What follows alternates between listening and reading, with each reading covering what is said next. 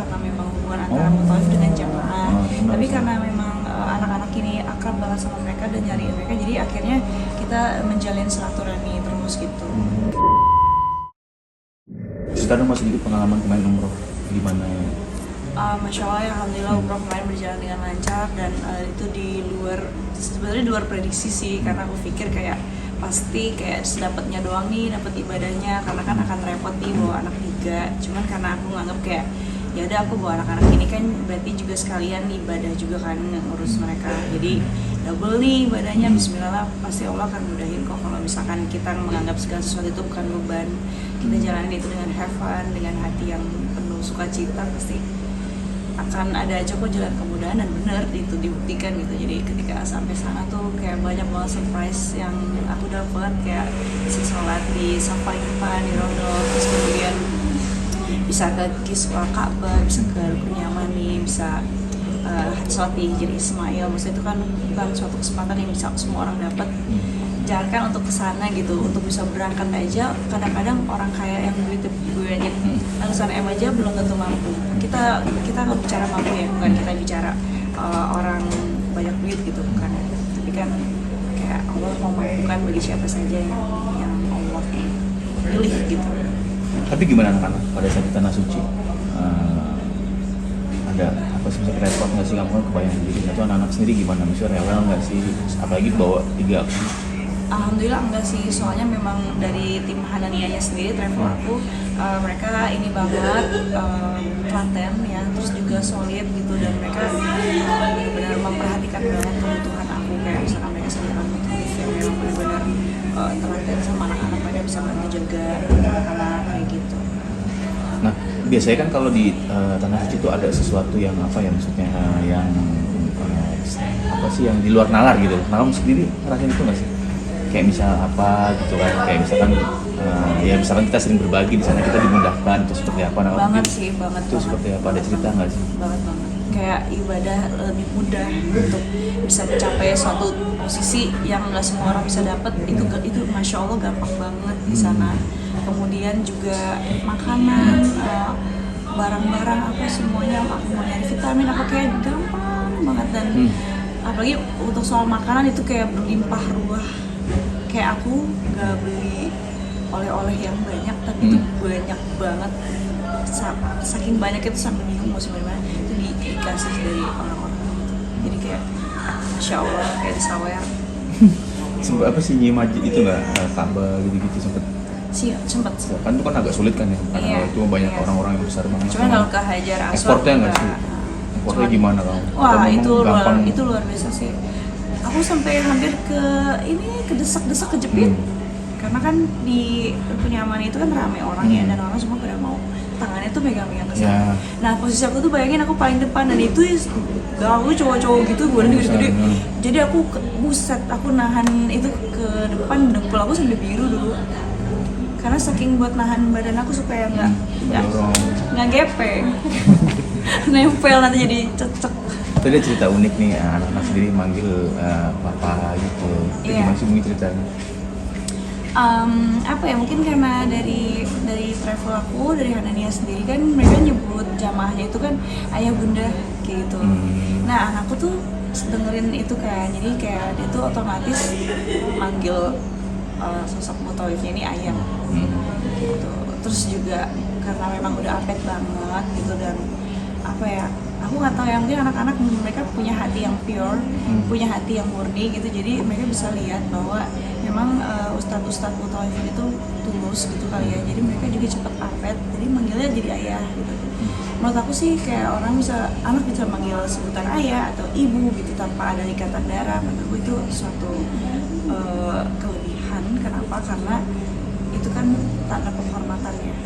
Panggilan penghormatan sama kayak kita manggil seseorang bapak atau tuan kayak gitu kan, atau mister, itu tanda penghormatan. Artinya memang sosok tersebut orang yang luar biasa bijaksana dan dikagumin lah gitu.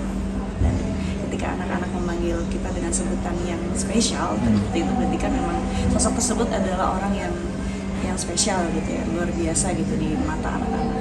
Tapi memang dekat sama sosok anak-anak, maksudnya di sana dekat bareng sama anak-anak juga, maksudnya masa itu main juga gitu bareng anak akrab nggak gitu? Iya, akrab main kan di YouTube aku juga kelihatan gitu. Saya kegiatan anak-anak sama ustadz-ustadz atau Olivia tentang seakrab itu gitu. Bahkan sampai kepulangan dari umroh juga sepulangnya itu mereka tetap nyariin.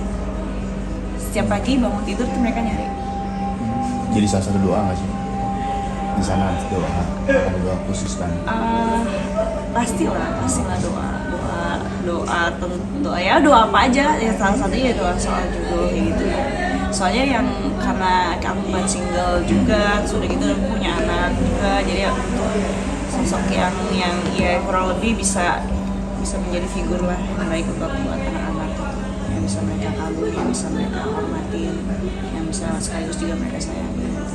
Jadi kode nggak sih buat Mbak Inara sendiri ini kan, apalagi anak-anak udah ada, kalau bisa dibilang ada lampu hijau lah gitu tentang pasangan lagi Mbak. Alhamdulillah sih anak-anak sih memang pertama setara ya, maksudnya dia bisa lebih bijaksana untuk paham gitu bahwa namanya nggak mungkin selamanya sendiri, dia pasti butuh teman gitu, sebagaimana dia juga membutuhkan teman gitu untuk bercerita kayak gitu sih, paham sih.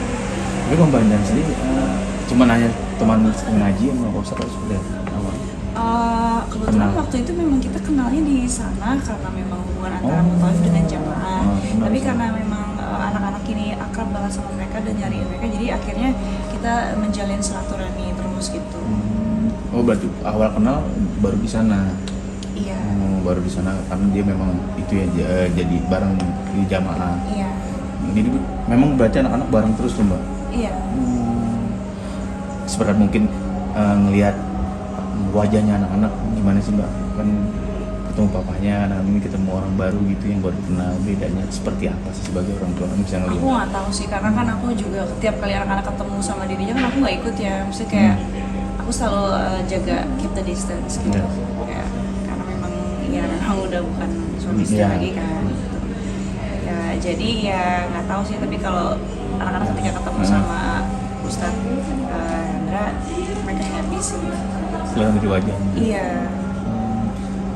Ngajarin ngaji juga, biasanya kan nanya-nanya apa anak-anak kan pada Jelas pasti loh, kepo-kepo gitu. Karena memang aku Ustadz Hendra sendiri juga gurunya anak-anak juga sih, guru ngajinya.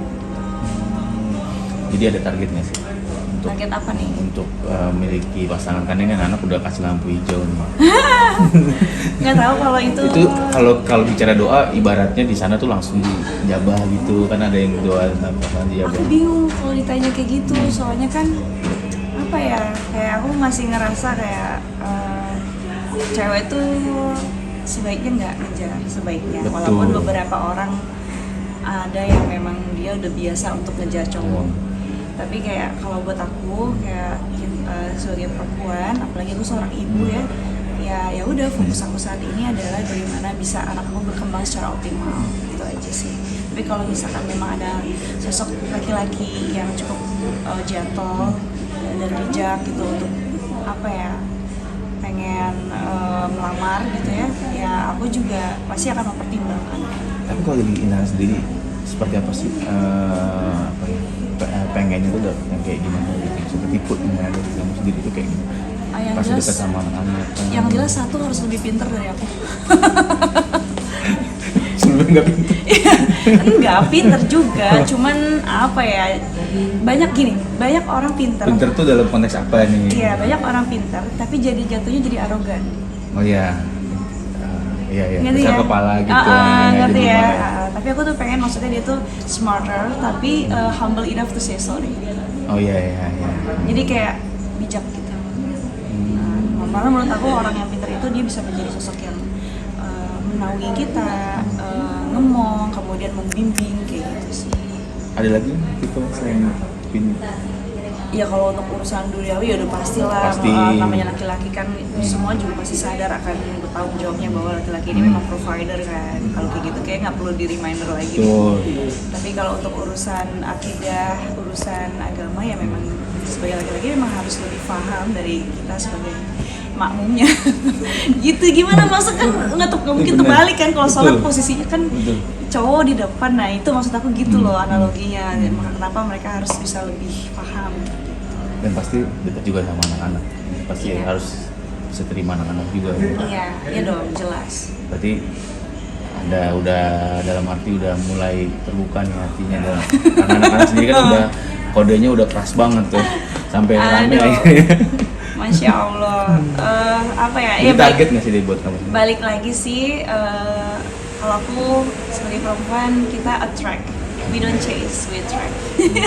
Jadi benar, balik lagi nunggu aja ya. Kita nunggu aja. Doa. Oke, siap. Makasih Mbak Ina. Iya. Terima kasih. Terima kasih.